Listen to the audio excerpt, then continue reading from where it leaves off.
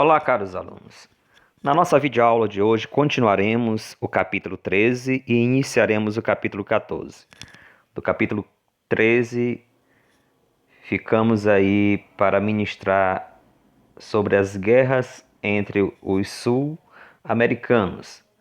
Durante o Segundo Reinado, o Império Brasileiro vai se envolver em alguns conflitos numa região conhecida como Platina, que é uma região cortada por vários rios navegáveis, como o Paraguai, o Paraná e o Uruguai.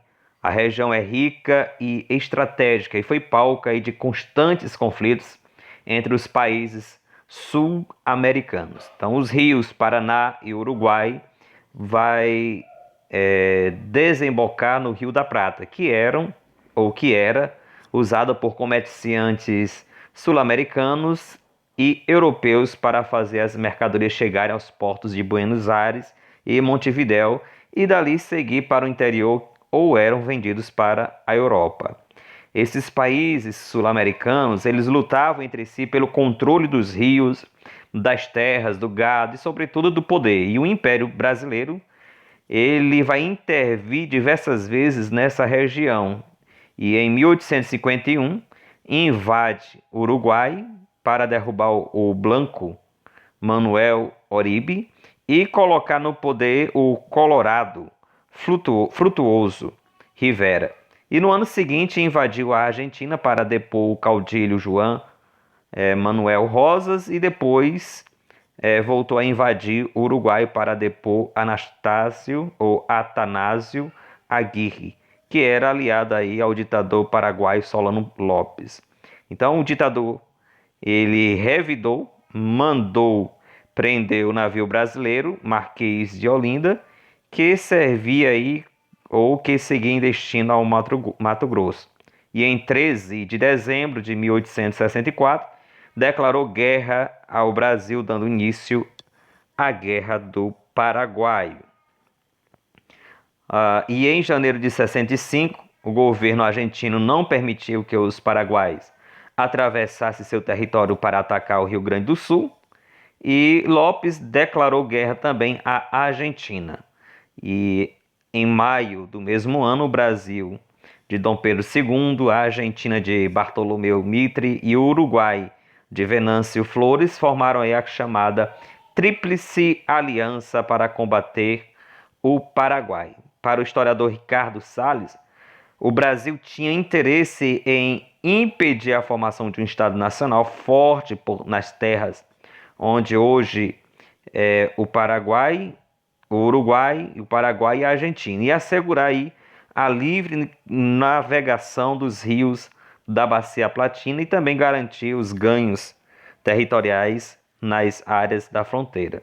Já a Argentina queria garantir a unidade do país, ameaçado pelo fato de suas províncias de entre os rios e correntes queriam separar-se e formar países independentes, contando aí com o apoio do Paraguai. Então a Argentina queria preservar a unidade. E já o Paraguai de Solano Lopes desejava fortalecer a ponto de garantir que não seria anexado pelos seus vizinhos, no caso aí a Argentina e o Brasil, e buscava uma saída para o mar.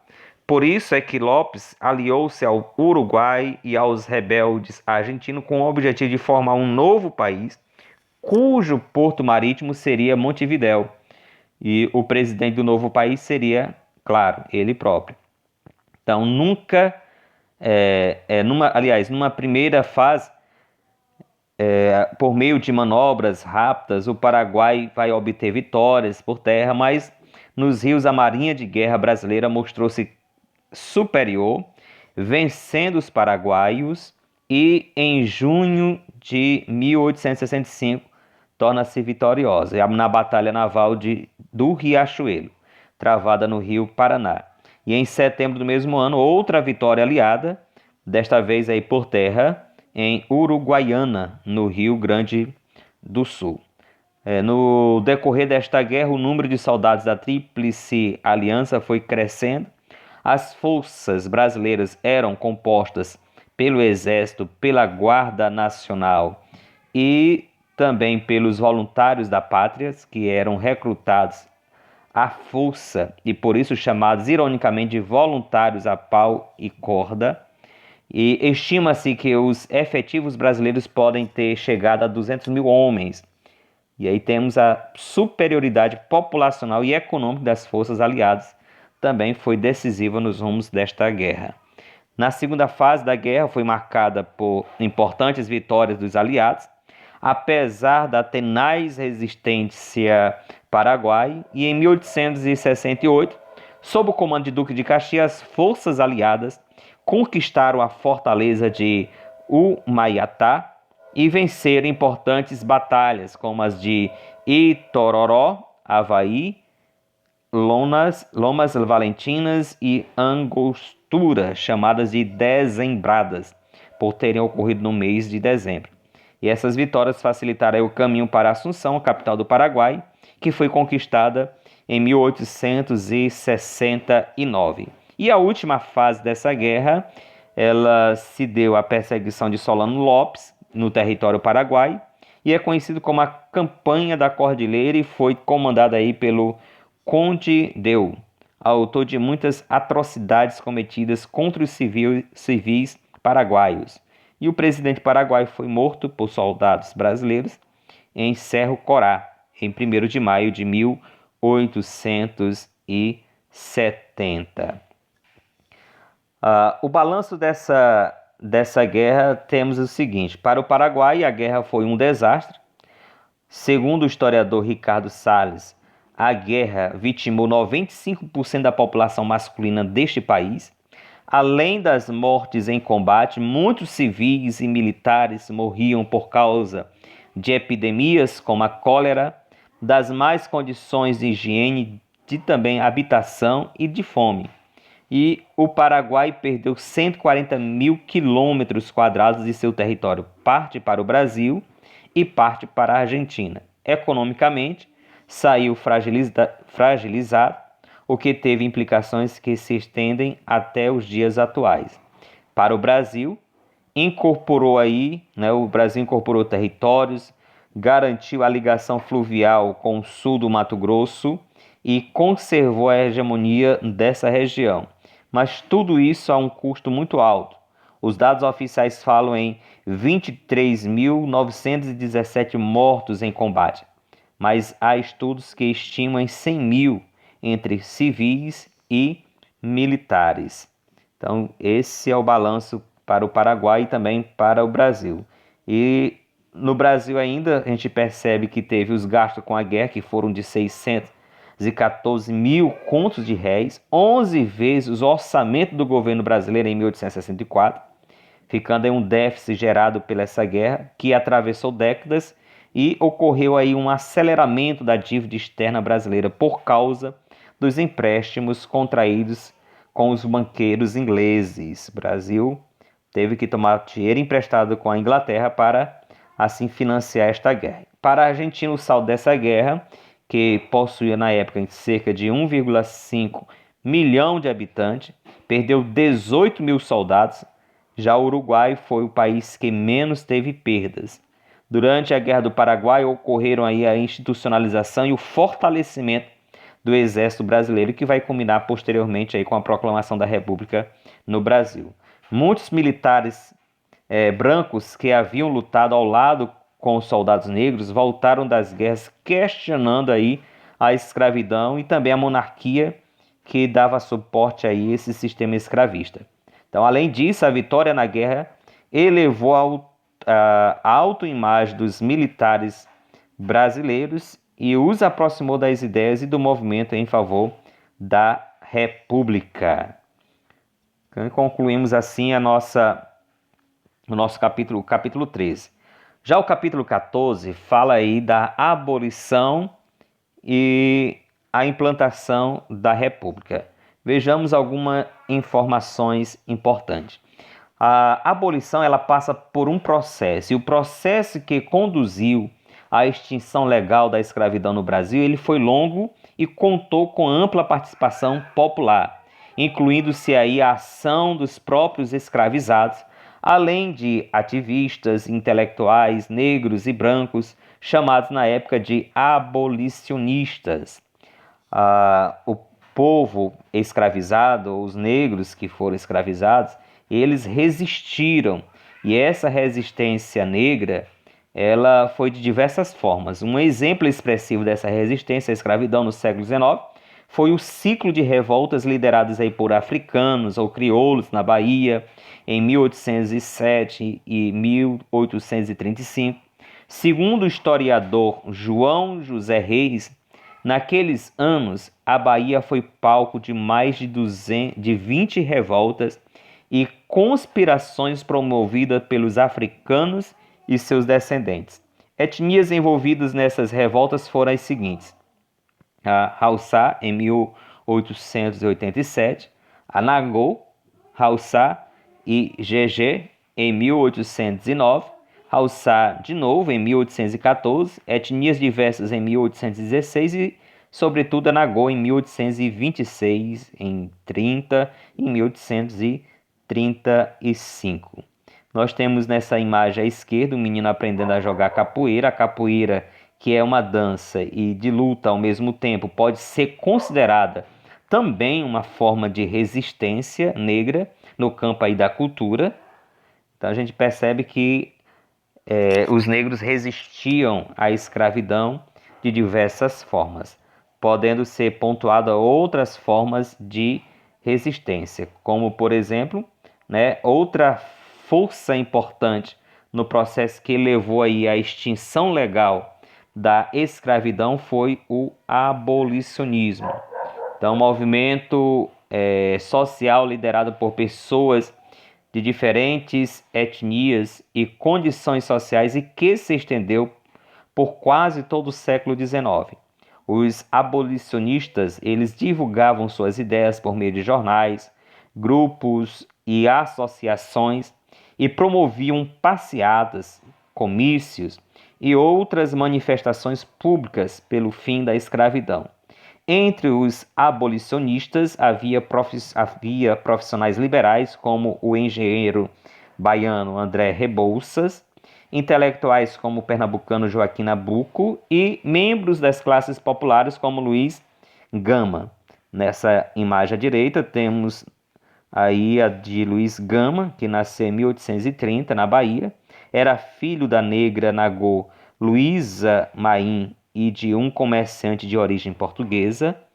E à esquerda nós temos aí o Joaquim Nabuco, que era filho de José Tomás Nabuco, nascido em Pernambuco em 1849, e ele foi um destacado senador da República, ou melhor dizendo, do Império do Brasil. Foram abolicionistas. Algumas leis foram aplicadas na época e entre elas podemos perceber a lei do ventre livre.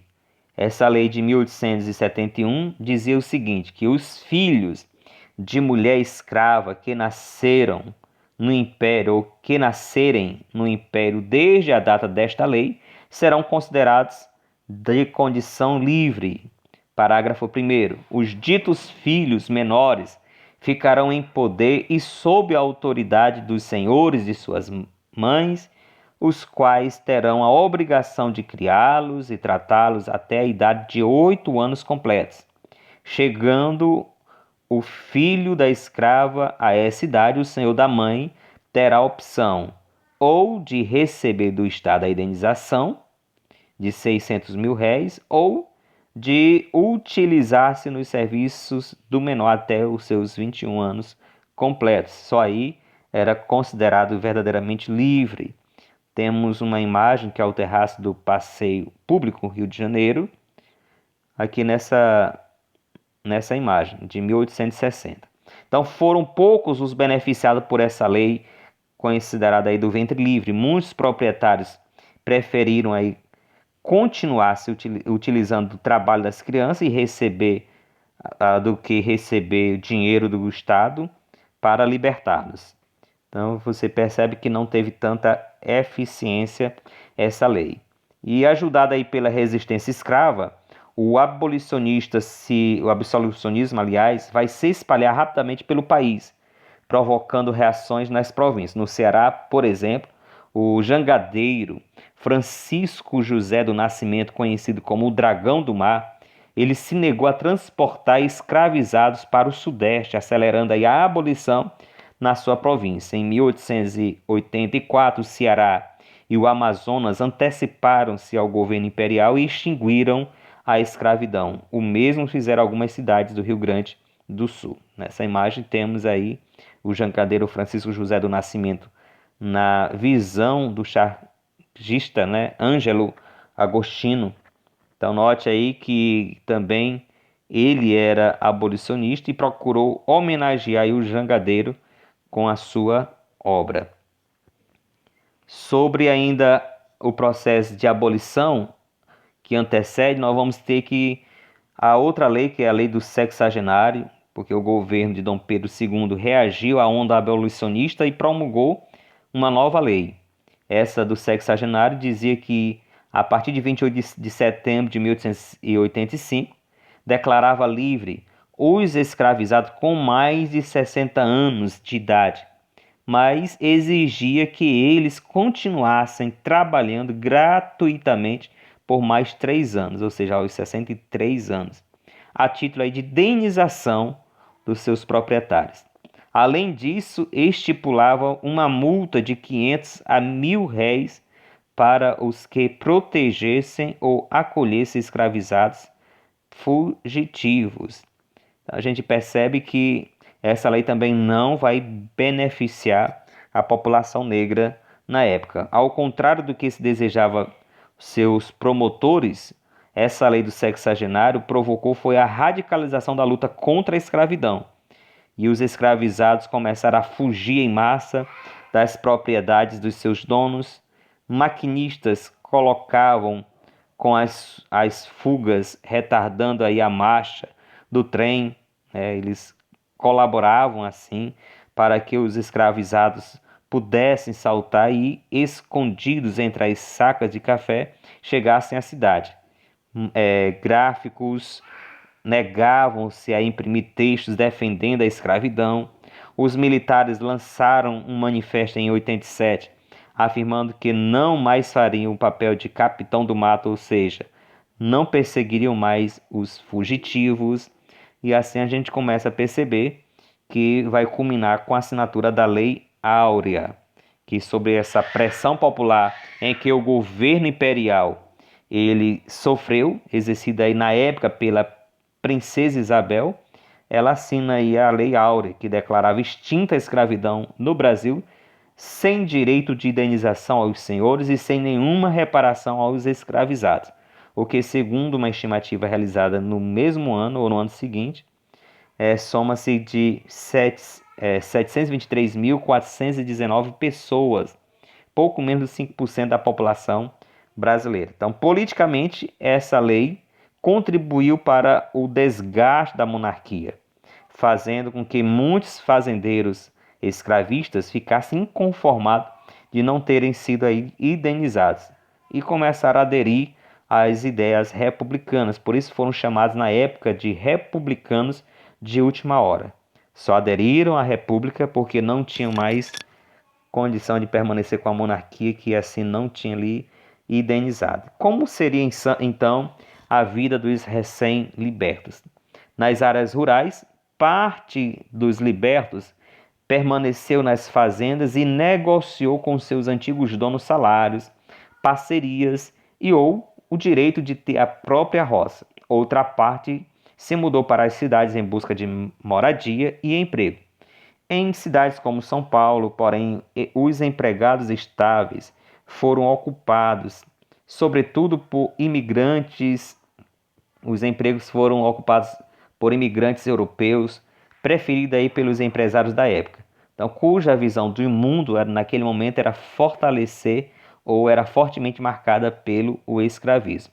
E é justamente nesse contexto que muitas vezes as mulheres ou a mulher negra que garantia a sobrevivência da família, cozinhando, lavando ou passando para pessoas ou para os particulares.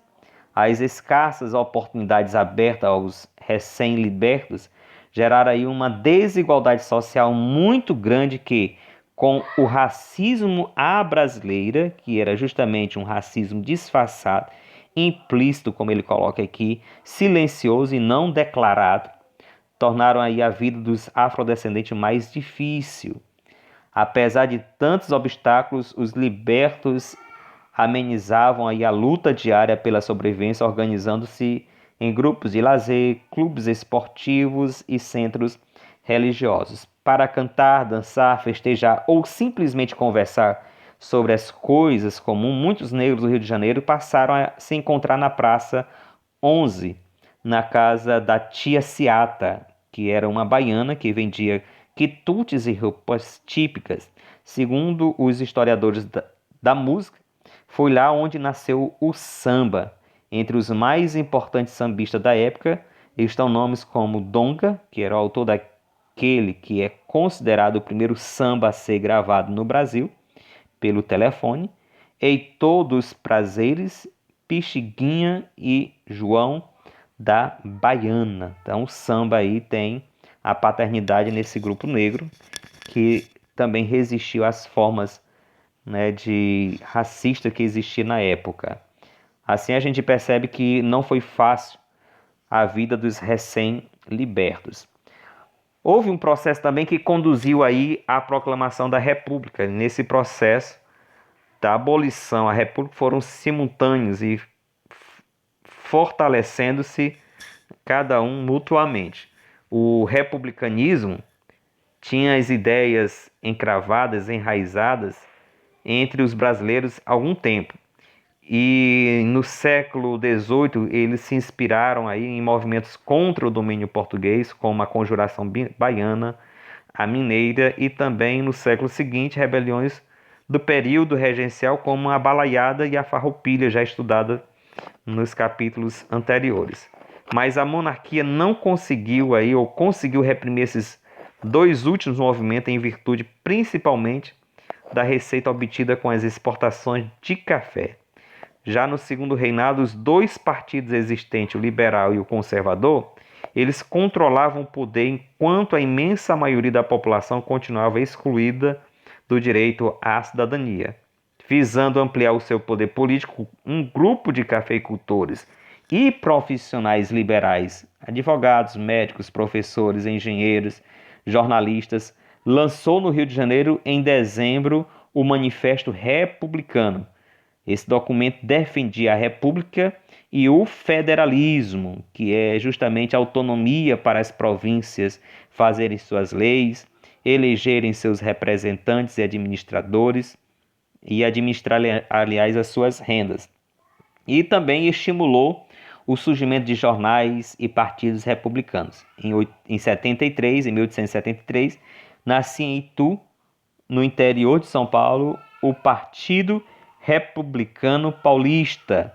Dos 133 fundadores do Partido Republicano Paulista, 78 eram grandes cafeicultores do Oeste Paulista. Entre os republicanos, percebia-se a existência de três grupos principais. Um deles, liderado por Silva Jardim e Lopes Trovão, que era abolicionista convictos, defendiam que se chegasse à República por meio de um movimento popular. Outro grupo, liderado por Quintino Bocaiúva, era chamado de evolucionista, pois propunha a transição gradual e pacífica para a República, e um terceiro grupo que se formou nos meios militares, em torno do Major Benjamin Constant, combatia a monarquia em nome do progresso e defendia um governo forte. Além do abolicionismo e do republicanismo, duas outras questões abalaram definitivamente o Império Brasileiro, contribuindo para o seu fim, que foi a questão religiosa e a questão militar. Então perceba que os republicanos aí tinham, né, vertentes diferenciadas, que culminou aí sendo suplantadas por uma das três. A questão religiosa e a questão militar, essas deram o toque final para o fim do Império. A união entre o Estado e a Igreja, por exemplo, era regulada pela Constituição de 1824, que concedia ao imperador o chamado aí padroado, que era o direito que o imperador tinha de nomear religiosos para os principais cargos eclesiásticos, para o de bispo, e o beneplácito, por exemplo, o direito de aprovar ou não as bulas papais, que só seriam cumpridas em território nacional mediante aí a permissão do imperador.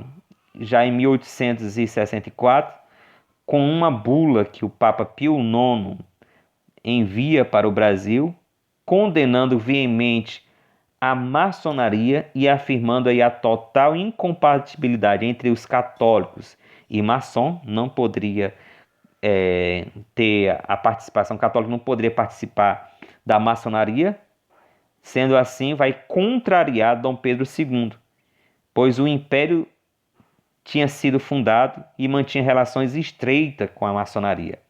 Com o objetivo de cumprir aí a risca da decisão do Papa, houve um bispo de Olinda, o Dom Vital Maria, e o do Pará, Dom Antônio Manuel Costa. Eles exigiam que as irmandades religiosas expulsassem os maçons de seus quadros. Então, além disso, Dom Vital chegou a afirmar que o imperador era súdito do Papa e, como tal, não deveria ter direito ao beneplácito, ou seja, de aprovar ou não essa bula do Papa. Então, fazendo valer o direito que a Constituição dava ao próprio Dom Pedro II, ele nega esse beneplácito à bula papal e, além disso, em 74, processou esses bispos, que foram condenados a 4 anos de prisão com trabalhos forçados.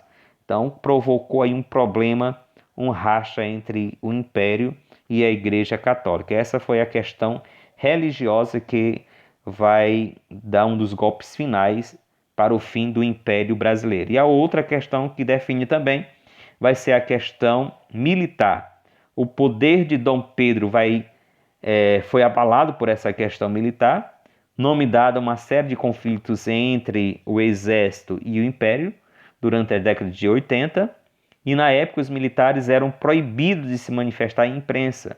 E o tenente-coronel Sena Madureira e o coronel Cunha Matos, eles contrariaram essa proibição e foram punidos pelo governo imperial. E essa punição rendeu uma situação amarga para o Império. Então, diante disso, o Sena Madureira escreveu em um jornal republicano rio-grandense contra a proibição e os militares de se manifestarem pela imprensa, e o ministro da Guerra, que era um civil, exigiu que o general Deodoro da Fonseca, na época, presidente da província do Rio Grande do Sul, punisse Sena Madureira. Então Deodoro vai se recusar a fazer isso, abalando aí, acabou demitido da presidência da província, e Deodoro e Sena Madureira vão seguir então para o Rio de Janeiro, onde foram recebidos festivamente pelo Major Benjamin Constant, que já era um republicanista, então que era o líder da mocidade militar e divulgador aí do positivismo nos quartéis, sendo o positivismo aí um conjunto de ideias sistematizada pelo Francisco Conte e que ajudou demais nas ideias de implantação da República Brasileira. Então, com isso, nós temos a questão militar e também a questão religiosa que ajudaram a derrubar o Império e a implantação da República Brasileira. Nossa aula finda nesse slide. Até a próxima. Que Deus possa abençoar todos vocês.